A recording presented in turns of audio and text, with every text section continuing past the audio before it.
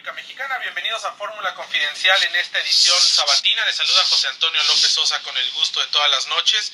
Y como siempre, nuestros números telefónicos aquí en cabina 5166-3405, 01800-814-70. Nos pueden escribir a formulaconfidencial@radioformula.com.mx. Estamos en las redes sociales como Fórmula Confidencial a través de Facebook, como @fconfidencial a través de Twitter. Como siempre, agradeciendo su sintonía a través de la tercera cadena del Grupo Fórmula, 103.3.2 de frecuencia modulada en radio digital, 1470 de AM en el Valle de México, Radio Fórmula Monterrey, 1230 de amplitud modulada, en Guadalajara, Jalisco, Radio Fórmula 1280 de AM, y también saludamos a quienes nos escuchan a través del internet en nuestro portal www.grupoformula.com.mx. Pues hoy arrancamos esta noche agradeciéndole a Raciel Sosa, director general de Vital Smarts México, que nos acompañe aquí en cabina. Raciel, gracias por estar con nosotros. Buenas noches. A ti, José Antonio, mucho gusto. Y bueno, vamos a hablar de temas que tienen que ver con la comunicación organizacional, con el desarrollo de las empresas y lo que hay detrás de un gran corporativo o de un pequeño negocio, ¿no? Porque siempre tiene que ver cómo funcionan las cosas dentro para que esto dé un reflejo hacia afuera, independientemente de a lo que se dedique una empresa, sea esta radiofónica, sea de vender envolturas para cacahuates japoneses, o sea un gran corporativo importante, ¿no, Raciel? Así es. Ahora, guardar silencio es el tópico, es un cáncer organizacional. Los silencios a veces dicen que son prudentes, pero en el caso de la comunicación organizacional, pues no necesariamente, ¿o sí? Sí, mira, yo creo que guardar silencio, como tú dices, es una virtud, pero hay que saber cuándo guardar silencio. Y nosotros venimos de una cultura, la cultura latina en general y particularmente la cultura mexicana, es una cultura poco asertiva, que por ser prudente llega al punto de no decir cosas que son fundamentales en la organización, y entonces factores que pueden afectar la calidad de un servicio o que pueden generar un alto nivel de innovación se guardan porque la gente no sabe cómo expresar ideas que son importantes. Nosotros creemos que un elemento fundamental de la comunicación es elegir precisamente qué comunicación sí tiene que ser hablada, sí tiene que ser expuesta, y a veces por evitar el conflicto pues no sacamos cosas que son verdaderamente importantes para la empresa, y eso genera una serie de problemas organizacionales que es a lo que le llamamos el cáncer, o sea, no el silencio en sí mismo. Es que esa prudencia, platicábamos hace algún tiempo con nuestra colega y muy admirada Maite Noriega, que esa cuestión de la prudencia de, oh, por favorcito, y me da el cafecito, y esto de tratar de ser, le llaman algunos diplomáticos, pero que en términos reales es no decir las cosas como son y por su nombre, también tiene que ver con esta parte del silencio dentro de una organización, ¿no? De hecho, tiene que ver todo con eso. Yo creo que es un problema que empieza primero por un problema de autoestima, donde sentimos que la autoridad, por ser autoridad, tiene probablemente más elementos que nosotros y decidimos guardar silencio por un lado. Pero por otro lado tiene que ver con que la gente no sabe manejarse en entornos de diálogo. Mira, déjame ponerle un ejemplo a nuestra audiencia.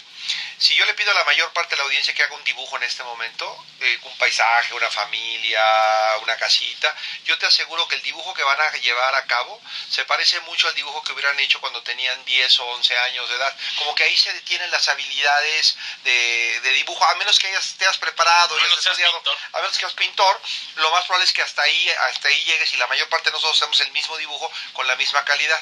Lo mismo pasa con la comunicación, las habilidades de comunicación, salvo gente como tú que se dedica a eso, la mayor parte de la gente, la forma como se comunicó hasta los 10, 12 años, mejora después, agrega algo de vocabulario y mejora en algunos detalles, pero el estilo de comunicación como que se atora. Entonces, por ejemplo, si tú de niño tuviste un entorno bastante, vamos a decir, coercitivo, donde la autoridad pesaba mucho en tu casa, y entonces oíste frases como calladita te ves más bonita y nadie te está pidiendo tu opinión, uno no te aprende metas en las conversaciones de los adultos, ¿no? Eso, uno aprende eso, y entonces cuando el jefe opina, o cuando el jefe da una opinión que a veces no tiene sentido, por el solo hecho de que la dijo el jefe, no, nadie, si es verde, sí, claro, si es verde, claro, ¿no? Y ya sabes que los cocodrilos sí vuelan, pero bajito, o sea, caemos en ese tipo de comentarios. Oye, pero para eso se requiere tener una política de comunicación interna horizontal, ¿no? Que venga de arriba hacia abajo en una organización, porque, por ejemplo, hay sobre todo empresas familiares, no sé, donde veo que puede haber un mayor problema. Efectivamente, cuando el jefe o la jefa dice, esto es verde porque así tiene que ser, y de pronto un subordinado, por no guardar este silencio, no tener esta prudencia, pues dice lo contrario. Si no hay una verdadera política de comunicación y de ida y vuelta en la corporación, esto le puede costar hasta la chamba, ¿no? Sobre todo si no lo sabe decir, que te digo, como la mayor parte de nosotros desarrolla un estilo de comunicación donde básicamente o guardamos silencio o somos violentos o explotamos, entonces lo que ocurre es que justo en medio de esos dos vértices, el silencio y la violencia, se encuentra la posibilidad de diálogo, y es justo lo que no sabemos hacer. ¿Y cómo hacerle? Bueno, pues primero, lo que tú mencionaste es muy importante. Primero, si la empresa tiene una política de puertas abiertas, una política donde se fomenta la comunicación, pero déjame decirte, no solamente en la empresa, también en la familia. O sea, a mí me gustaría que nuestros radioescuchas pensaran que esto que estamos hablando tiene que ver con la relación que tienes tú con tu hijo adolescente, que tienes tú con tu pareja, que tienes tú con tus vecinos, donde muchas veces toleramos una serie de situaciones porque no las sabemos plantear, y el día que estallamos vamos y somos totalmente violentos. Entonces, cuando tú dices cómo hacerlo, yo digo, lo primero es que en nuestra organización, en nuestra familia, haya una política, no tiene que estar escrita, pero una política de apertura, de puertas abiertas, donde disentir, ¿no?, sea una posibilidad. Sí, porque, ¿verdad? Tenemos ejemplos catastróficos en las familias, donde de pronto, pues si hay un problema, a veces no se habla, ¿no? No se habla más del problema, y si dos personas de la familia están en el problema, incluso hasta se dejan de hablar, ¿no? Es correcto. Y después pasa el tiempo y nunca se arregla ese problema, y como si nada sucediera, se vuelven a hablar. Y está el otro lado, la parte violenta, donde siempre son gritos o siempre son una comunicación que es tampoco efectiva, pero son los dos extremos, y también se guardan muchos silencios aparentemente de prudencia, pero que al final nos llevan a tener también una familia disfuncional en la parte de la comunicación, ¿no? Es correcto. Entonces, tiene muchos impactos. Mira, déjame ponerte un ejemplo rápido en términos, por ejemplo, de lo que es la salud.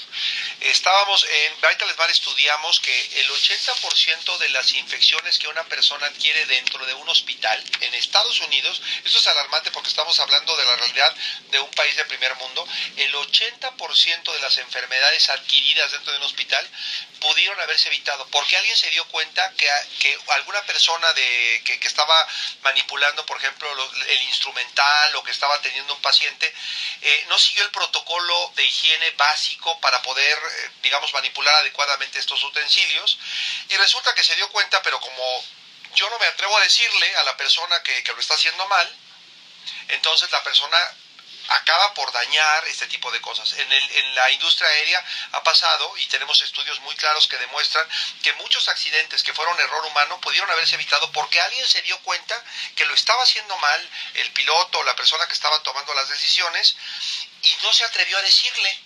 Entonces, el guardar silencio genera serios problemas de seguridad, de efectividad, de relaciones con los seres humanos, que verdaderamente afectan a la organización. Y porque muchas veces ese silencio, ya sea en la familia o en la organización, va ligado al costalito de los resentimientos, ¿no? A que es que el jefe no me dejó hablar, o es que el jefe me dijo algo que no tiene que ver, o en mi casa, mi papá, mi mamá, y vas juntándolo, y el día que pasas, como tú dices, del silencio a la violencia, entonces ya sale todo esto que traes guardado ahí desde hace no sé cuánto tiempo. Así, y se acumula.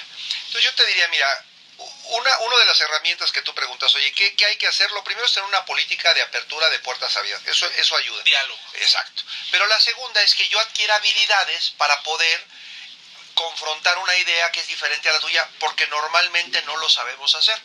Y quieren un tip así muy rápido.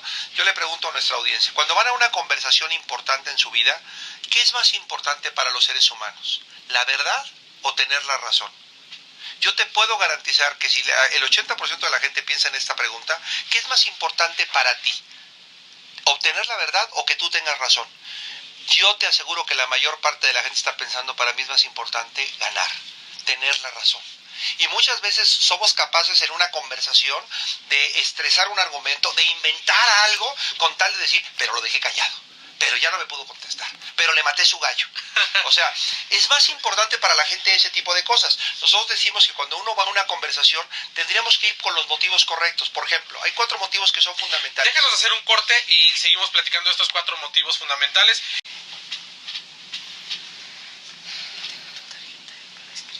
Sí.